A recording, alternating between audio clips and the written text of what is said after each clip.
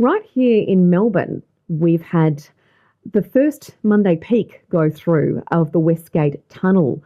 Martin Wurt is with us from the Maribyrnong Truck Action Group.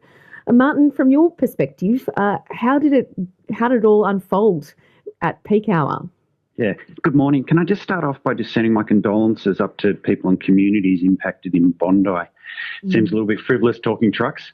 But, however, driving around the streets of the inner west this morning, it was phenomenal. There was barely a truck to be seen. So for the first working day of the truck bans, it seems like an incredible result.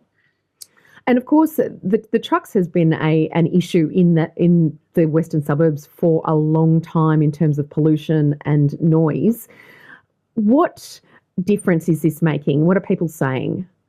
Look, I've been receiving messages all morning from people who live on what were the major truck routes, these residential streets that have been used as truck sewers for decades, and people are saying they had a quiet night, they haven't seen one truck this morning, they walked the length of their street this morning without seeing a truck. So it's an incredible difference.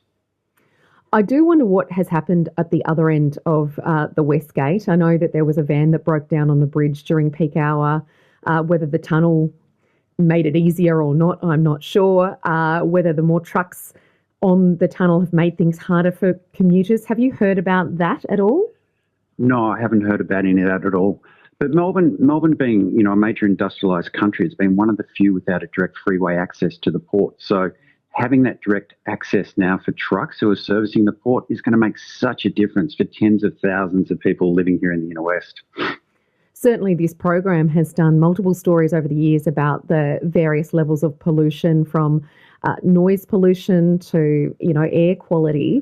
What were some of those concerns? How dire was the situation? Well, the concerns we have, the city of Maribyrnong where we live, highest hospital admission rates for children with respiratory ailments. Asthma rates double the state average. We've got lung cancer rates, stroke rates way above the Australian average, and all those diseases have a direct correlation to air pollution.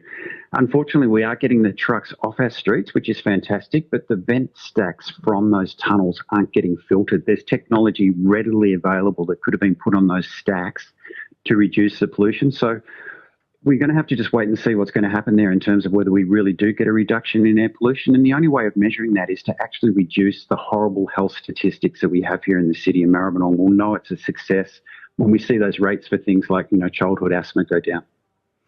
Stay on the line, Martin. We're just going to go to Kate in Point Cook, who has just driven through the tunnel. Hi, Kate. Oh, hi, how are you? I thought I'll take it today, and I left a bit later to go to the office, but I took a wrong at the other end. So now I'm in Flemington. So you had a mistake with the exit, but how was the tunnel? Oh, it was good. There was probably only one car in front of me and about three behind, so it was nice and quiet. I think. Did you just go through now?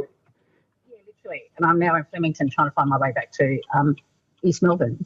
Yeah, okay. So not peak hour, but a successful tunnel experience, except for the wrong exit. I mean, there's always going to be a little bit of driver education anytime there's a big change that happens. Martin, from your perspective, for those in Maribyrnong and the western suburbs, do you feel like you're finally being heard in some respects? This comes from myself, who grew up in Sydney's western suburbs, and we felt like we weren't heard a lot. In Melbourne, it can be the same. Yeah, to be honest, we've been heard for years. I mean, programs and media outlets like the ABC have been covering our battle for a very long time. So our issue wasn't getting heard in the end. Our issue is actually getting solutions on the ground. There's been many plans that different governments have promised us over the years, and none of them came to fruition. So with this tunnel opening, we finally, we can say we've been heard, and there's actually been a solution put in place. Well, thank you so much for joining us, Martin. Okay, thank you very much for your time. Martin Wurt there from the Maribyrnong Truck Action Group.